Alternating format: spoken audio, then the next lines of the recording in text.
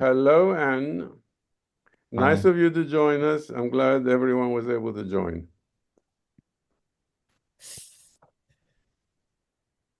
Oh, so I watched the film. I thought it was pretty good, especially like halfway through. It got really good. A lot of info, and Yes, I've been looking at a lot of. excuse me, Sorry. Ara. Yeah. For the audience, Yes. this is Built Beautiful, Yeah. produced by um, John Ruggles. Donald Ruggles, Yeah. and featuring Ann, myself, and many, many other people. Too many other people. And I've been looking at Louis Sullivan's work, and it's really really good because I remember I emailed you guys. I was like, I want to talk about um the IMP Louvre Pyramid and like some other buildings, and Nico said, what about Louis Sullivan? And I was because for me it was like an architecture school. We were like, okay, Frank Lloyd Wright worked for Louis Sullivan, and he was Frank Lloyd Wright's mentor and one of the fathers of the skyscraper. But we didn't really look at much of his work. But it's really, I mean, it's Oh, incredible. Ara, you have put your finger on the horrible prejudice of architecture education in the United States. Louis Sullivan is probably the greatest American architect after Thomas Yeah, Jefferson. Okay, so Frank Lloyd Wright was a Sullivan student and an employee, but Sullivan is far more inventive than Wright. Okay, Wright is a great architect yeah. with some ugly buildings, but a great architect with some beautiful buildings and some ugly buildings. So all of Sullivan's buildings are gorgeous. Yep, all of they are. And mentioning you were talking about IMP, right? Did we Yes. talk about this? How he was abandoned as a child? No, I No. didn't know that. So what's fascinating to me, the more I've been working on this for 10 years now, is as the advertisers world knows, and as the car companies all know, the non-conscious brain directs us. And the human brain non-consciously is hardwired to attach, right? So what's fascinating is a lot of the modernists, the reason their work is so you detach from it is because their childhood had detachment or they were survivors of World War I. Now, in I.M. Pei's case, it's incredible. His mother died at 6 when he was 6. And then his father didn't want to raise him on his own, so he just shipped him off to a boarding school. So completely, so that first, they now know there's all these books about this. I can forward you a book about this. They now know, a very relatively recent book. They now know the quality of the child's attachment to the parental figures directly responds to how they develop, grow, all kinds of things, and their longevity. It's really important. So it's not surprising that a 6-year-old abandoned by his mother ends up working with who? Gropius, who was, in his 30s, was surrounded by the death of World War I. And what do they create? Dissociative spaces. So I used to live in Paris before IMP did his Louvre pyramid. And when you walked into the Louvre before, you would walk in a doorway upstairs and then immediately see the Venus de Milo. Wait. That was not the Venus de Milo. That was the The the winged, Victory. winged victory, the winged victory. Yeah, winged victory. And it was just so, I can't explain it. It was just so, no, it puts you in this nobility, this other realm. It's absolutely beautiful. And then you're automatically in the wings of one of the greatest art museums in Europe. And then to make a long story short, now with IMP's pyramid, you wait in line to go down an escalator into a shopping mall. Exactly. And it's like Exactly. disorienting. Like, where am I, in Houston? Or is this an airport? And then when you enter up, so there was a narrative coherence and sequence to the original Louvre that they completely lost. And in fact, this week, I'm talking to my students at the Boston Architectural College about narrative and our need for narrative and storytelling, and how we also see it in buildings. The arrangement of the floor plan of Notre Dame Cathedral, it has a narrative sequence that even if you weren't trained in religion, you understand it. You kind of know where you're supposed to walk. Um, it's amazing, that narrative sequencing, and the narrative sequencing is completely imploded. It completely destroyed by I.M. Pei's pyramid. There's one detail when you descend that I think is kind of cool, which is there's this like inverted pyramid and this regular pyramid, and it's like they're touching just on one molecule. It's like they're barely touching. Yeah, but And that's random. It's not, let me tell you, the experience was so much more beautiful with the original, how they used to have it. It's been destroyed. I'm going to come down hard on Ara. An intellectual point like that geometry, two things touching, that's cool. It's disassociative. It's random. Yeah, it does not help to make you feel like you belong in the space. Okay, it's a cool idea, but it doesn't help to make you It's random. attach. What does this have to do with the Louvre? What does this have to do with French history? It's totally random. Just like you get when you're dissociated, like I.M. Pei had to dissociate from his childhood. He had abandonment, which they know now, incredibly traumatic for a child. Gropius, incredible abandonment, death in his first decade of his adulthood. And so, not surprising, they come together and destroy cities worldwide. It's kind of crazy. I want to take Ara's point and move with it further. These architects take something like that's cool, a single geometrical joke that is cool, and then they spin words and pages to try to justify their architecture, but it does not make the architecture better. The architecture is not good. It does not make you feel at home. No, it doesn't make you feel at home. It doesn't make you feel like, it's all like, why am I here? Why did I go down this escalator? Where am I? What does this have to do with the Louvre? I mean, it's like, but they explain it. They will go, for hours making things up, and and it sounds interesting, but it has absolutely no bearing on the human impact of that architecture. Well, what it is, in another way to say what you're just saying, it's not evidence-based. Yeah. Not evidence-based design, whereas the original Louvre was evidence-based design. They built what worked like in palaces before. It's not evidence-based. Evidence-based really matters. The original Louvre building is really beautiful and ornamented. And I thought it was kind of cool how through the glass pyramid you see the original building behind it and it just kind of like warped through the glass. But now that I guess it is kind of dissociative. And it's crazy. It seems like research now shows us like by the time we're 7, pretty much you could tell how a person's personality is going to be for the rest of their lives. It's like we've already developed.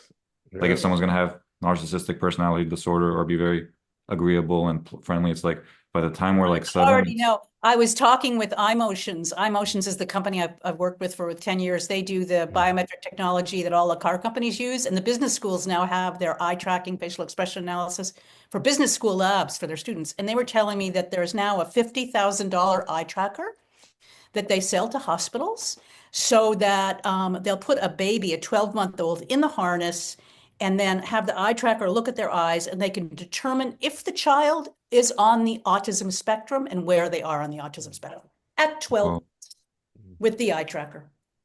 It's unbelievable. And now they're also using the eye tracking for PTSD, post-traumatic stress disorder, in vets. They track their eyes and then they give them therapy and they try to help them. And then they can see if the therapy is working based on how the eye tracking changes. Yeah. It's mind-blowing. But in the sense, oh my God, I just had this most amazing experience. It's kind of crazy to talk about. Our brain is so preset because of evolution to respond to the environment in ways we don't realize. The past is never dead. It's not even past. It's a famous William Faulkner quote. It's all in you. So on this week, something really weird happened to me. I was having a phone call. You're going to love this, Nikos. I was having a phone call. It was kind of dark. And then I noticed the cat playing with something in the middle of the room. And I thought, oh, it must be a string. But wait a minute, the rug doesn't have strings that look like that. What is it? Guys, I looked at it. It was a snake. What? And I freaked. It was a dead snake. I freaked. I didn't know what to do. I called my husband. I said, there's a snake in the middle of the living room. And so he came and then he picked it up with a tissue and dropped it outside. And anyway, so then I told the story to Alexandros, who's a neuroscientist. And he says to me, Anne, don't you know? There's a snake detected system in Yes, yes, the brain. And yes, I yes. couldn't believe it. I felt that this week. It took over my brain. There's a snake that he says it's connected to the thalamus, very primitive part of the brain, has a complex, so we can detect snakes with very little light. Exactly, yes. Our ancestors who didn't detect snakes, Yeah, got bitten and died. I had no idea that we had this snake detection system in us. And then I just experienced it. My brain completely shut down. The thinking, the snake freaked me out, and a snake in my living room. So, did the cat bring in the snake? Well, that's the other thing. We run on stories, right? And so I thought, oh my God, how did the snake get there? Will it be your snake in the bathroom? I mean, what am I going to do? And so what I think happened, I mean, again, I made this up. This is again, we make up stories to make to calm ourselves down, right? What I think happened is he probably found the snake in the basement and he brings up the things he kills or the animals that are dead that he finds in our house to the center of the room. Ah. So often if he kills a mouse, he'll put it in front of the fridge so that we see it. Because that's what they do. They've evolved to work with people that way. But I was just stunned that he would get a snake. And then he was playing with the snake, and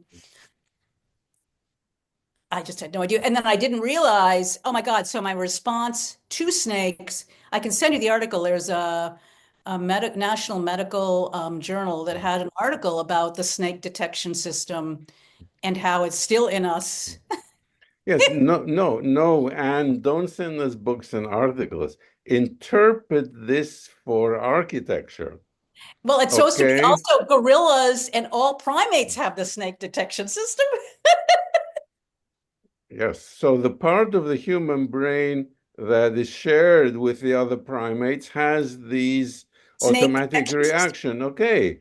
The same way we have detection reaction mechanisms against ugly buildings that threaten, Yeah. to point and, jab us, or overhangs that can crush us.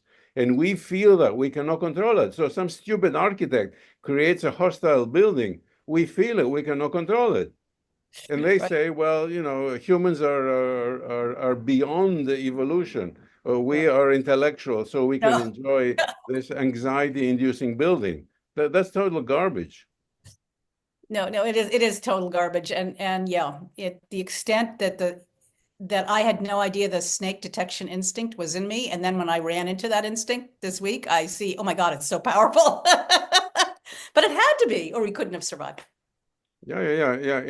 In fact, as you pointed out, you detect the shape of the snake unconsciously, and it goes to the motor response. So before your brain tells you, oh, there's a snake in the living room, you're already jumping away. Yeah. Because if you had to process it, Yeah. the image of the snake, it could have bitten you already. Yeah. And you'd be dead. Yeah. So there's Yeah. a short circuit that goes Right. directly to the Right. muscles for you to jump back. Well, the eye motions has a great graphic about that shows that your pupil dilation, your heart rate, your breath rate, um, is already responding before you're consciously aware of what you're looking at. Yes. And it has to be that way, or it would have been like the experience with the snakes. I already am going. Okay, And what's amazing is just how my emotional system just canceled out my thinking. That was so interesting too.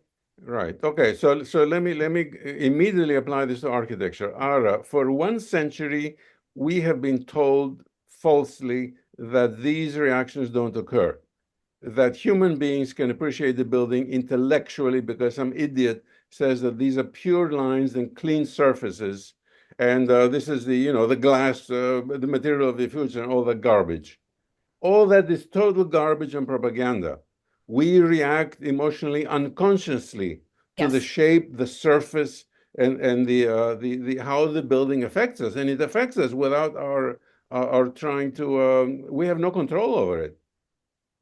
Yeah, that's what I think I'd like to develop. This is a theory right now, is an anchoring index for building facades. For So what? an anchoring index for building facades or for streetscape. Facades. Yes. We need, because non-consciously we need to anchor really, really to feel good. What do And you, oh, sorry. yeah. And so, yeah, before something's built, you can tell with eye tracking or stuff if people can anchor on it. We look to anchor to feel safe. What do you guys think about Antony Gaudi's work?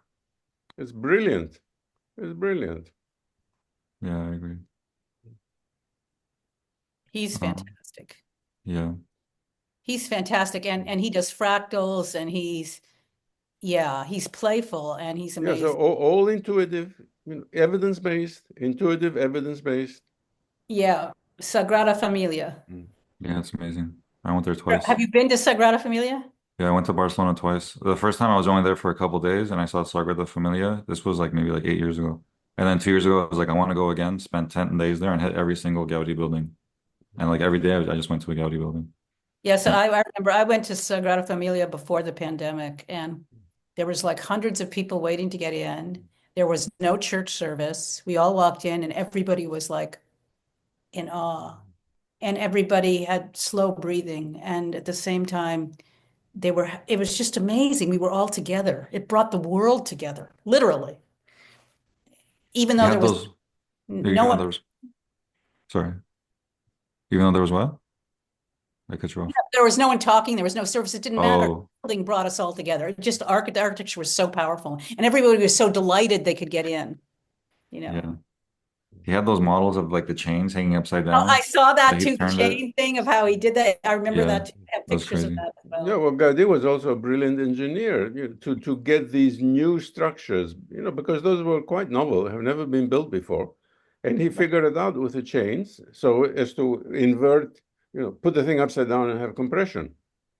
When Yeah. you Now, were in Barcelona, go on, talk. yeah, to tell you something, Alvaro Sisaveira built hanging roofs with concrete, and he got them the opposite. They hang down like they're going to crush you.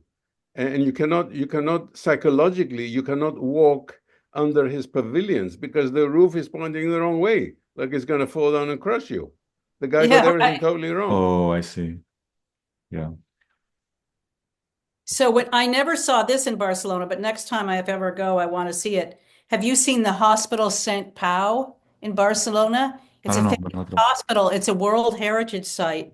It's absolutely, absolutely beautiful. Look, here's a picture of it. Do you see it? Yeah, yeah.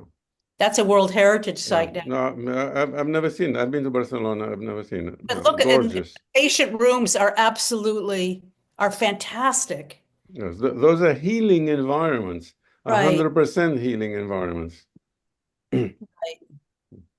It's called Europe's largest Art Nouveau complex.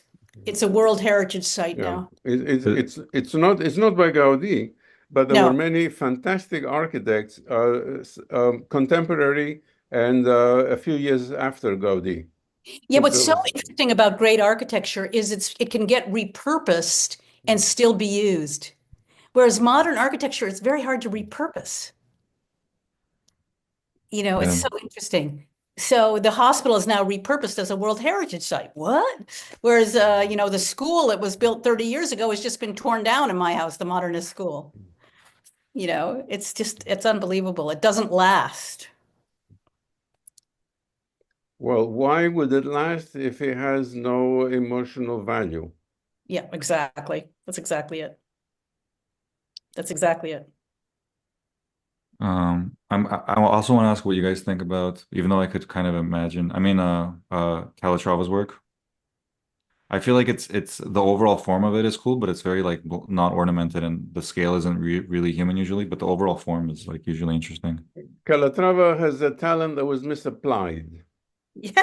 because he has a feeling for structure, interesting structure, fractals, but he has created totally absurd structures that are sculptures. Okay, they don't serve a purpose. They don't make his buildings any more beautiful. And that's a shame because he does not have this fanaticism that will insist on some minimalist form. No, he can make interesting structures, but they don't adapt to anything. They just become absurdly over expensive and difficult to build structures for the sake of being a sculpture. That's not good architecture. And it doesn't, unlike traditional architecture, it has narrative coherence in the place. The Calatrava building often makes it feel like, where am I? Does this belong here? Yeah. It kind of randomly placed in, like he didn't look at what the experience would be for the person walking by. He doesn't even think about, does it bring the city together or does it make the city fall apart? It's all very, Yeah. but yeah. I heard his design at the World Trade Center was like $1 billion or something. Like it was way over budget and it was crazy. I think $2 billion. Or two, but yeah, something insane. Yeah, I've been there. It's not pretty at all. It's a big space, but it's not pretty. It's Right. cool when you look up, but like at human eye level, yeah, there's nothing really special going on. It's just like you have to look up at the ceiling to see the And incredible. it's not worth $2 billion. Yeah. Yeah, the images, the scale is scary. I wouldn't want to walk by those buildings at night. The scale is kind of scary. They're a little True. pointy. Yeah, it's out of scale. Yeah, but it's the result of modernism, and then a lot of the buildings also have repetitive parallel lines. Like, look at this, repetitive parallel lines. Yeah, which is Oh, known to give you headaches. And they know that gives you headaches. The Now, brain is, wait a minute. Let me stop you here. Experiments have been done over and over and over again to show you that these repetitive parallel lines give you headaches. They have been published in the popular press. Architects continue to build buildings with these parallel lines. Okay, the world is crazy. The stuff is published, not in some obscure scientific journal, which it is, but also in the popular press. And people continue to ignore this. It gives you headaches. Wake up, humanity. right, Why are you commissioning this architecture that is known to cause headaches? right. No, you're right. You're right. It's like the lead paint. Lead paint was known to cause poisoning. Yeah, here it is in CNN from 2018. Looking at buildings can actually give people headaches. Here's why. It's by Arnold J. Wilkins. Exactly. And Professor Wilkins has written scientific articles and also popular articles. Go to Arch Daily today and you will see new commissions, new buildings with those horrible parallel lines. See, over tens of thousands of years, the human brain evolved to effectively process scenes from nature, but the urban jungle poses a greater challenge to the brain because of the repetitive patterns it contains. That's what he says. And so basically, we're not wired to see that. So, and because more and more repetitive parallel lines are coming out in buildings, when people look out from their office window or whatever window they have, they'll more likely get a headache. it's probably also how ruthless that grid is, Right. Because Right. like in So, Art Nouveau buildings, I want Ara to explain why would architects, on the one hand, continue to build buildings that cause headaches? Second, why would clients pay architects for buildings that cause headaches? You explain that to me. I think the architect's brain isn't thinking about people getting headaches. Like we're trying to be like, oh, how much can I reduce this geometry? How irreducible can I make it? Maybe I can make it just everything is parallel and there's nothing breaking up this line and everything is just so minimal and beautiful. And it's like, but we don't think that this isn't how people evolve to see forms. Yeah, but how about causing harm to users and humanity? Right. It's like letting industries pour mercury into the local stream. Do you know I live in a town, it's an old town, Concord, Massachusetts, where by every river or little stream in the town, there's a sign, do not eat the fish. They have too much Really? mercury in them. Yeah. Really? Wow. And that's from 19th century industry. They haven't cleaned it up yet. So Okay, the but Ara, the you did externality. Yeah. you didn't ask the second question, my second question. Okay, so the architects are stuck in the world of their own, narcissistic personalities. But how about the client? The client will pay for the building. Why does the client pay for a building that's bad for human health? I think they're not aware. Yeah. But Ara, we just said the popular press has all these articles about the headaches. I mean, I don't think that people have seen these articles. I don't know.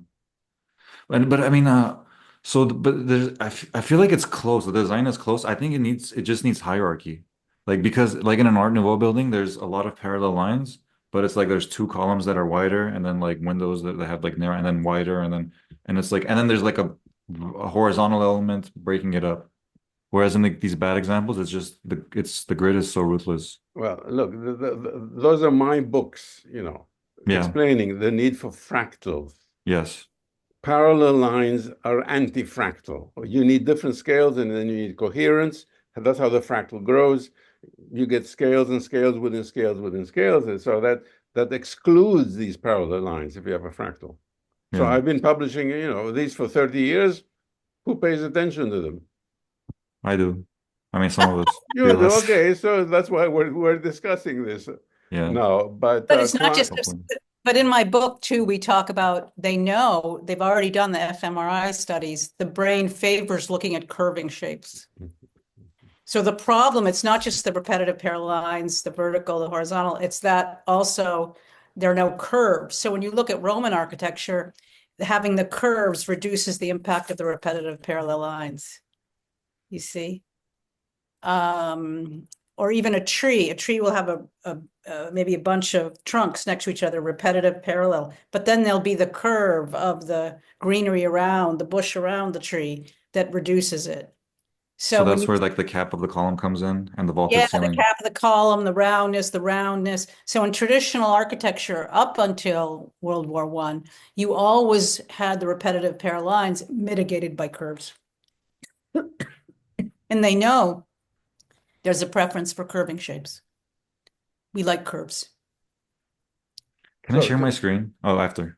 yeah, look, to summarize, there is something that's called living geometry that's imprinted in the human brain. And it contains fractals, it contains symmetries within symmetries within symmetries, it contains curves, it contains colors. That's what I write about in my papers. And then when you go to the traditional architecture, whether it is Roman or Greek or Art Nouveau, which look very different, or Louis Sullivan, they have all these elements in them. That's why we find it fascinating and interesting, and we connect with them. Right. But even your backdrop, Nikos, it has repetitive parallel lines, but it's mitigated by the curves. Yeah, this is not phony. This is a real sculpture, a wooden sculpture. So, Can I share Ara, my you wanted to screen? share Yeah, I want to get something. you guys' opinion on there's this guy doing some research out of New York on building designs, and I think some of them are interesting. I want to Okay, okay, can share, you share the screen? send request, Okay. okay, so how do I do this? Share. Oh, I choose my tab. Okay.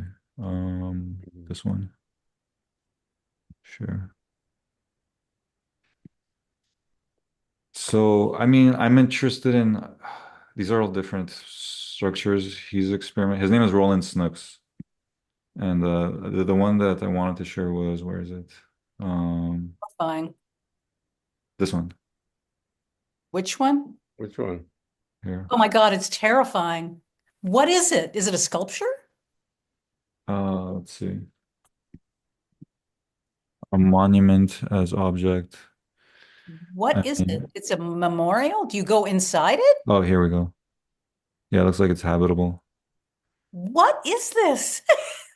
I'd be terrified to live near this. It's horrifying. Yeah, so why are you showing us this, Ara? Because because okay, I'll stop sharing.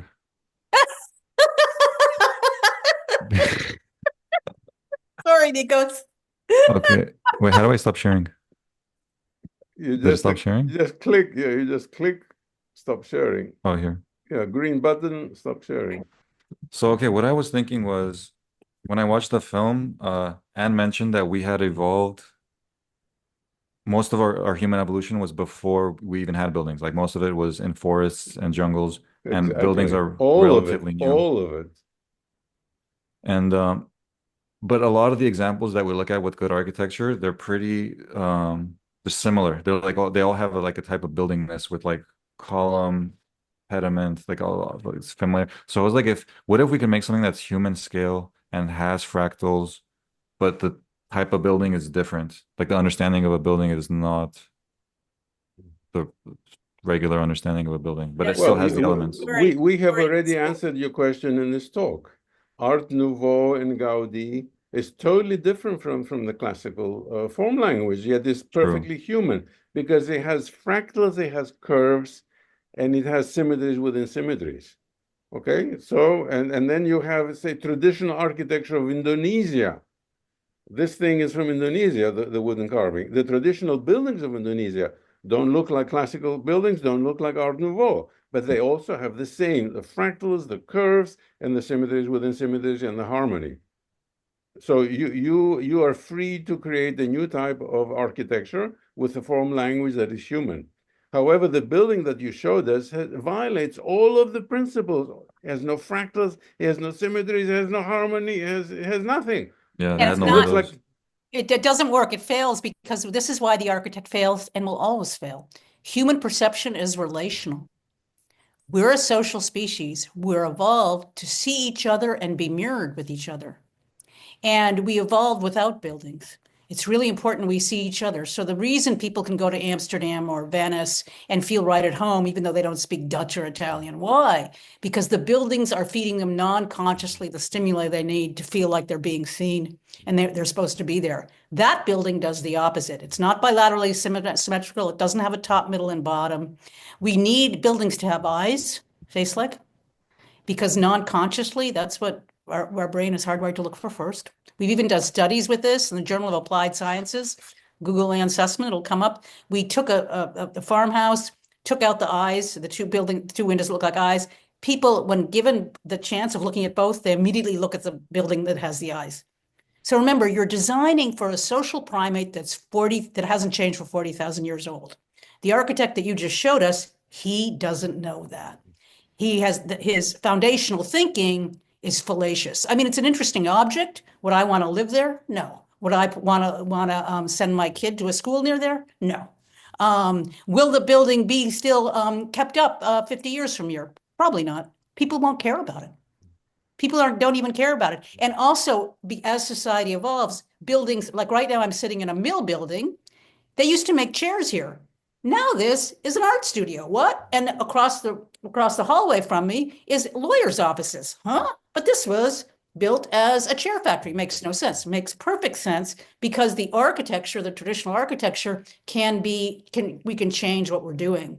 That building is never going to be a school. And trust me, they're not going to turn it into senior housing because needs change as society evolves. It's not going to work. He's trying to be new and different, not understanding the fallacious foundational thinking that's a complete fallacy is the mind is a blank slate. The mind is not a blank slate. I screamed when I saw the snake. Why? Because it's already in my brain. Almost every corporate logo in America is a face. Why? Starbucks, Kentucky Fried Chicken, they're all faces. Makes no sense. Amazon Smile, makes no sense. It makes perfect sense. If you want to be a billion-dollar company, people are hardwired to look at faces. They have to see your company. You have to have a smile on your logo. Sorry. Do they always? I have some more comments on that building that you showed us, Ara. How did it arise in the mind of the architect? I can imagine, I'm willing to bet $5. The architect thought, I'm going to make the shape, and the shape has to be fashionable. So what's fashionable today? Something not symmetrical, but pure and smooth and white, menacing because it's off the ground, and then to have some strange wires there, that's fashionable.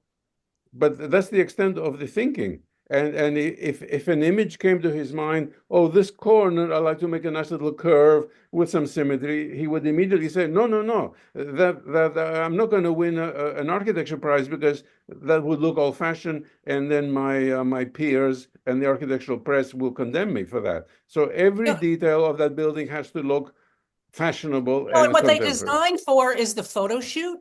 Yeah. The photo shoot, what they design for is the photo shoot. They don't design for the person in the wheelchair trying to get there. They don't design for people.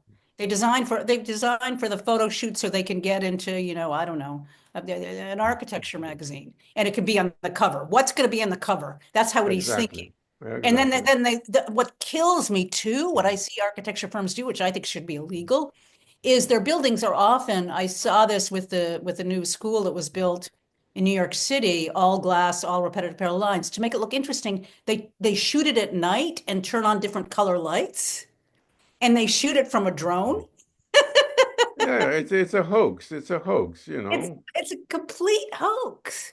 It's all they make interesting colors, like, and when are people going to see it like that? I'm not in a drone. But you know, well, we know that. We know that because we are in touch with the advertising world. So you get this junk food meal, and it is photographed so to look so delicious and Yeah, nourishing, and the right, colors are fantastic. And it's right. terrible for you. And it even looks ugly. You know, when you actually go to the junk food restaurant and order this junk food, it looks ugly. It's disgusting. But the photo, the photo in on television is Here, is, let me share my is screen. Can I share my screen? yeah, it should be open for anybody to share. Okay, look at this. Check this out. You're gonna love this. Oh, Yeah, Leapskin. yeah, yeah, yeah. I know that. Yeah, Toronto, Disaster. It's and a that's a disaster. The same idea, the pointy shapes. He did it so he could get in the architecture magazine. Royal Ontario Museum. I think it's the largest public museum in Ontario. It's a well. disaster. I have been there. It has a fantastic collection, and it was destroyed. But that's not his fault. That's not Danny's fault. He's an operator and he talks smoothly, but the board of trustees approved this and paid for it. It's their fault. They should be put in jail. Yeah, it's pretty bad.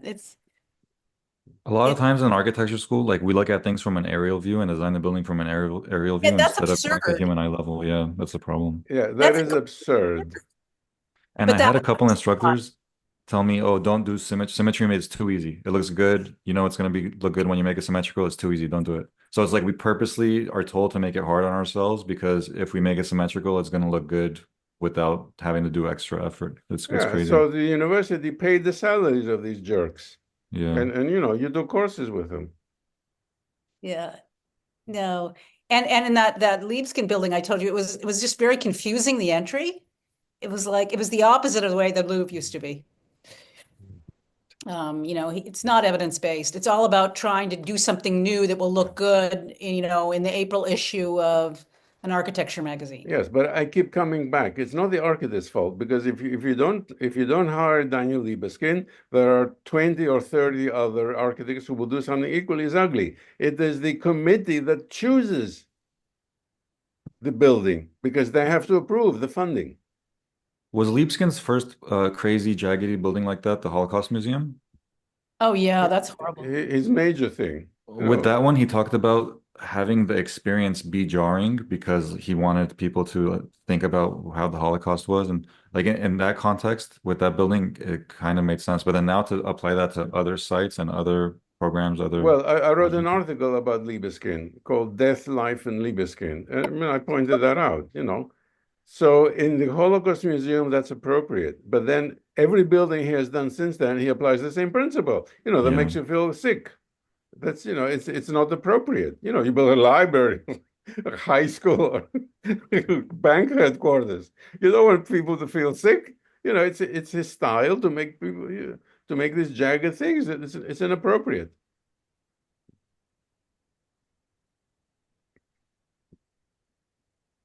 But again, it is society that is accepting this, and society is fed by a press. A press is pushing these unpleasant, anxiety-inducing buildings and presenting them with the caption, "This is the latest genius creation by one of our great architects." That's every day. You see this. So it's not one name. It is many, many names that are making a living by being famous architects. But so the press, the architectural press, is promoting this stuff. The regular press is picking it up from the architectural press and promoting the same nonsense, and the clients are continuing to fund this. I wouldn't say it's many. It's probably like 30 people across the world that are architects. I mean, Yeah, but maybe if one of them dies, like poor Zaha died, immediately they're replaced. There are people waiting in line Yeah, that's true. to replace him. So the names don't matter. It is the approach to inhuman style of architecture. Here, I have one more thing to share with you. Check this out. Yeah, inhuman. Columbia Whoa. Oh, Renzo Piano. Yeah, my But daughter went to but this is Columbia. yeah, this is an example where they have to put the lights on at different Mhm. colors to make, otherwise you'd never want to look at it. What is this? Yeah. Talk about repetitive pair of lights.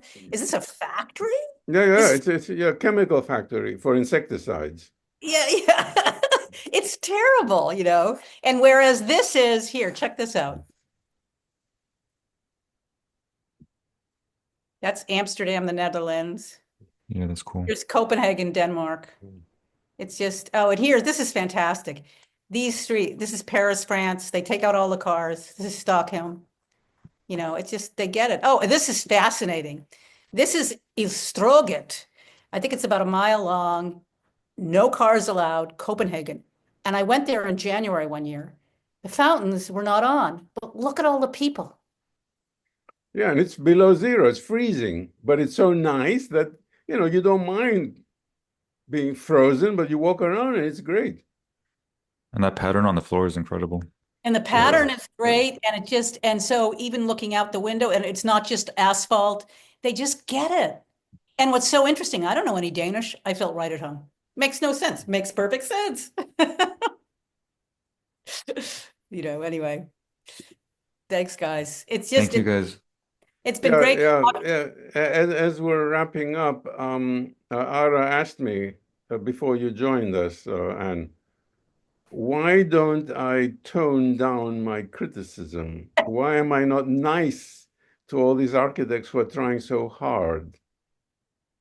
What do you answer, Anne? I don't know about you, Nikos. I can't explain you. Should we be nice to these people who do No, so I much think you have to harm? be kind. They're miseducated. I think I was just talking to a man who's 53 years old, based at the University of Portsmouth in the UK. And he's getting his bachelor's of architecture, and he studied car design before he went on to get his bachelor's in architecture. And he was just amazed at how the architects are taught. And we were talking, we realized, you know what it is? Because I didn't get my architectural degree till I was 40, and he's getting his architectural degree at like 55, we came into architecture school, unlike the other students, with another career behind us and life experience behind us. So we couldn't be manipulated in the same way. Okay, so can we end on that happy note? Happy note. That's a good one. I have to Okay. tell you one thing. We've just Yeah. booked a booth at the AIA National Convention in Boston Great. in June 2025. Come by. Okay. We'll try. All right, you're welcome to stay with Okay. me. Okay. Thank you guys so much. So Thank you. helpful. Bye, Thanks. everybody. Bye.